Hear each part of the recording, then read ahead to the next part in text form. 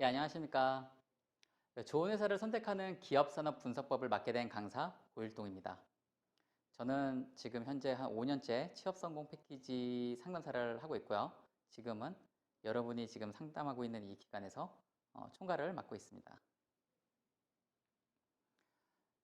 기업 산업 분석을 해야 하는 이유에 대해서 먼저 말씀을 드리려고 하는데요. 구직 활동을 하는 데는 여러 가지 이제 내가 좀 노력을 해야 되는 부분이 있어요. 뭐 좋은 이력서 자기소개서를 만들기 위해서 노력을 해야 되고, 또 면접 준비를 해서 좋게 준비해서 좋은 면접을 봐야 되고, 그 전에 앞서서 가장 먼저 해야 될 게 있어요. 그게 바로 어, 산업과 기업 직무 분석입니다. 그 중에서도 이제 뭐 산업 분석까지는 뭐 대기업이나 뭐 공기관 이런 데 지원하시는 분들은 좀 해야 될 필요성도 있는데, 보통은 이제 그냥 중소기업을 지원하신다고 하면은 직무 분석 정도 뭐 큰 도움이 될. 그러니까 너 뭔가 분석 이러니까 되게 부담이 되고 뭔가 해야 될 것 같은데, 부담 갖지 마시고 그냥 간단하게 내가 취업하려는 회사가 어떤 회사인지를 좀 살펴보고, 이건 이제 기업 분석이죠. 그리고 내가 실제로 어떤 일을 할 건지를 살펴보는 게 직무 분석이에요. 이렇게 말을 풀어서 하니까 쉽죠. 그런 것들을 하는 건데, 이제 그 정도 체계적으로 한다고 생각을 하시면 될 것 같아요.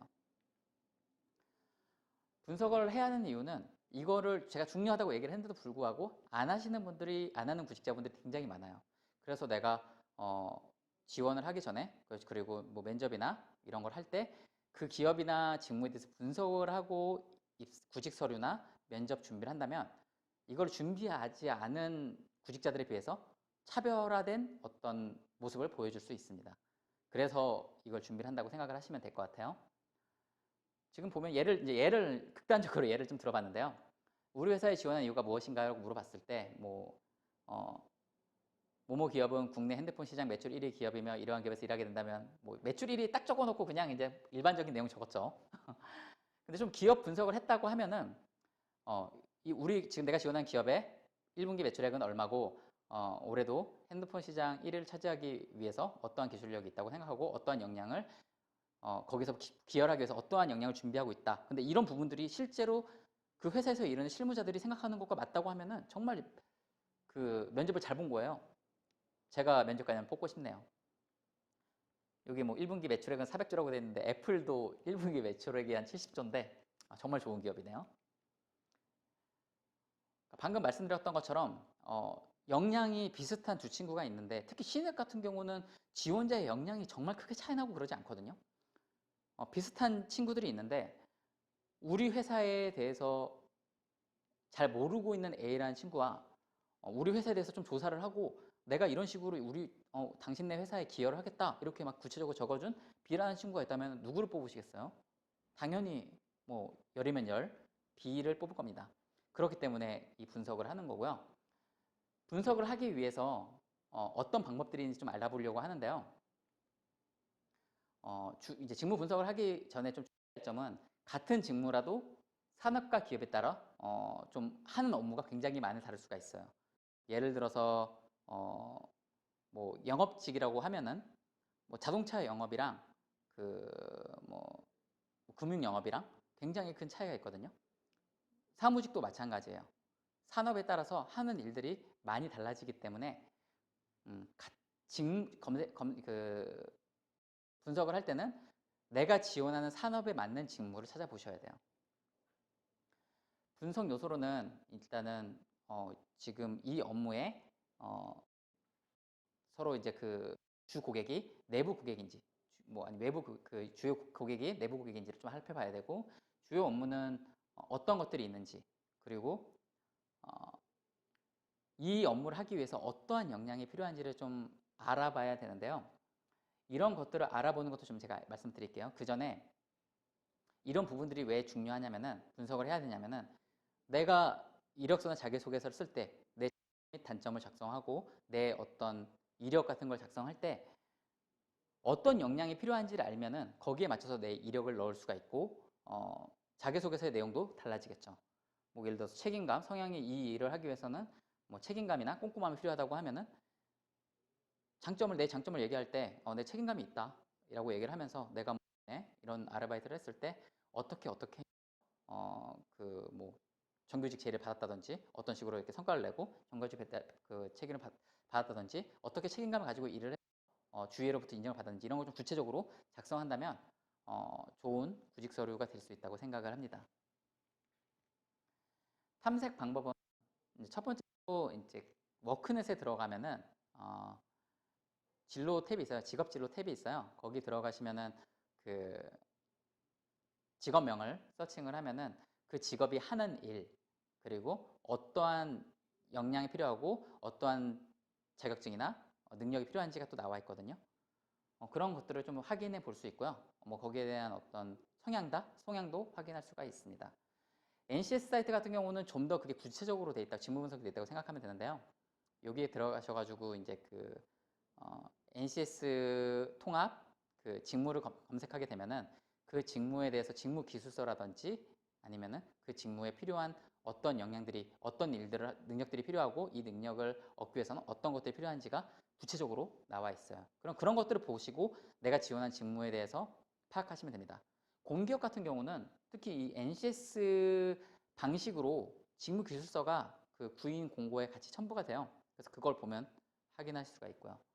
그리고 또 추가적으로 기업 홈페이지에 들어가면은 지금 채용하고자 하는 직무에 대한 설명이 나오죠. 어떤 일을 하게 되고 뭐 어떤 자격이나 뭐 우대상 이런 것들 보면서 유추하셔도 되고요. 또 추가적으로 이렇게 채용 포털을 확인해가지고 거기서 이제 뭐 채용 공고에 나와 있는 내용들을 좀 읽어보시는 것도 좋은 방법이 될 것 같아요. 마지막으로 이제 그 워크넷에 보면은 현직자 인터뷰라고 있어요. 거기에 들어가면은 그 직무에 따라서 이제 그 좀 경력이 오래되신 분들의 어떤 인터뷰가 있는데 그 내용을 한번 들어보면은 정말 제가 봤을 때는 나중에 면접을 보든 구직서를 작성하든 그 이해도를 높이는데 큰 도움이 될 거라고 생각을 해요. 이번에 산업 분석에 대해서 말씀을 드릴 건데요. 이제 산업 분석까지 들어간다고 하면은 일단은 규모가 최소 중견 이상은 되는 기업에 지원을 했을 거라고 생각을 합니다. 산업을 구체적으로 설정을 해야 된다. 분석 요소로서는 이제 그 산업에 대한 어떤 정책 같은 거 있잖아요. 해당 산업에 대해서 지금 국가적으로 어떤 정책이 되는지, 규제는 어떻게 되고 있는지, 그 해당 산업에 대한 사회적 분위기 어떤지. 예를 들자고 하면 원자력 같은 경우는 원자력 발전소나 이런 쪽 같은 경우는 좀 정부의 규제를 통해서 좀 이제 좀 축소되고 위축된 경우가 있죠. 이를 분석한다고 생각하시면 뉴스나 이런 것들을 통해서 그리고 또 현재 기술은 어떻고 새로운 기술이 나오게 되면 또 어떻게 변하는 이 산업이 변할지도 좀 공부를 한다면 정말 저는 좋을 것 같다고 생각을 합니다. 그리고 이제 진입 장벽의 유무라든지 대체제로 어떤 것들인지 위험 요소를 분석하는 것도 좋고요. 탐색 방법은 이제 아까 얘기했던 것처럼 뉴스나 신문 기사를 살펴보는 것도 좋고 학술 연구 정보 서비스라고 검색을 하면은 여기 사이트가 하나 나와요. 거기 들어가시면은 각 산업에 대한 어떤 연구지 같은 게 많이 있어요. 그런 걸 한번 학술지 같은 걸 이거 살펴보면은 좀 그 산업에 대한 이해를 넓히는 될 거라고 합니다. 금융에 들어가면은 이제 산업 분석 리포트나 투자 전략에 대해서 알 수 있어서 이런 부분들로 좀 산업 분석을 하면은 좀 도움이 되지 않겠나 해서 제가 이렇게 작성을 해봤습니다. 그리고 기업 분석 같은 경우는 좀 중요하죠. 왜냐하면 내가 지원을 했는데 여러 군데 됐어. 그러면 어떤 기업을 갈 것이냐, 어떤 기업에 가야지 행복한 고민이네요. 어떤 기업에 가야지 나한테 좀 더 비전이 있고 좋은 선택이 될 것이냐. 그럼 기업 분석을 할 수 있어야 되는데요. 이거는 이제 채용됐을 때 제가 말씀드린 거지만 채용 전에는 아까 얘기한 것처럼 그 기업에 대한 이제 면접이나 이런 거에서 이제 면접이나 이런 기업에 대한 질문이 나올 수 있기 때문에 조사한 정보를 잘 기억하고 암기할 수 있을 정도로 좀 만들어 놔야 될 거. 면접에 잡혀 있다고 하면은 분석 요소로는 이제 그 해당 기업에 대한 핵심 상품이나 상품의 경쟁력 그리고 주요 고객은 어떻게 되고 재무 상태, 매출액이나 영업이익, 순이익, 매출 변동 뭐 이런 것들은 이제 내가 어떤 회사를 선택할지에 대해서 좀 고민하는 그런 요소가 되겠죠. 그리고 주요 경쟁사는 어떻게 되고 어떻게 차별화 전략을 세우고 있는지, 성장 가능성은 얼마나 있는지, 주요 요인은 어떤지 이런 부분들을 좀 분석을 한다면 정말 다른 구직자에 비해서 차별화된 구직자가 될 거라고 생각을 해요. 탐색 방법으로는 이제 기업 홈페이지에 들어가면은 관련 이제 뭐 그 회사의 연역이나 그러면 뭐 거기에 어떤 비전 이런 것들이 있을 거예요. 그 내용들을 보면서 좀 거기 회사에서 자기들을 소개하는 거니까 그 내용을 보고 암기하고 있다면 면접 때 답변할 때 좀 더 수월할 거라고 생각을 합니다.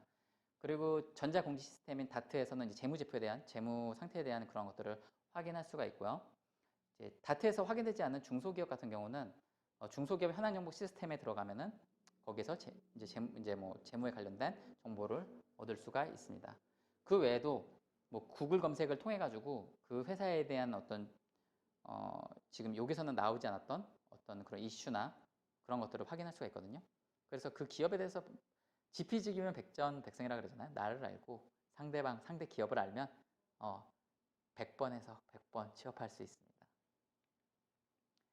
그러니까 디테일이 명품을 만든다. 좋아하는 말인데요. 아까도 제가 얘기했는지 모르겠지만 신입 지원자들은 큰 차이가 나죠. 특히 신입 지원자 같은 경우는 역량의 차이가 크지 않아요. 정말 작은 차이, 내가 준비했던 작은 차이가 면접관에겐 크게 어필되고 이 친구 정말 남들과 다르다라는 느낌을 줄 수 있습니다. 그러니까 조금만 더 노력해서 큰 차이를 만들자고요.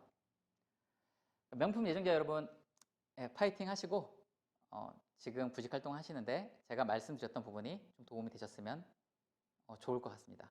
네, 감사합니다.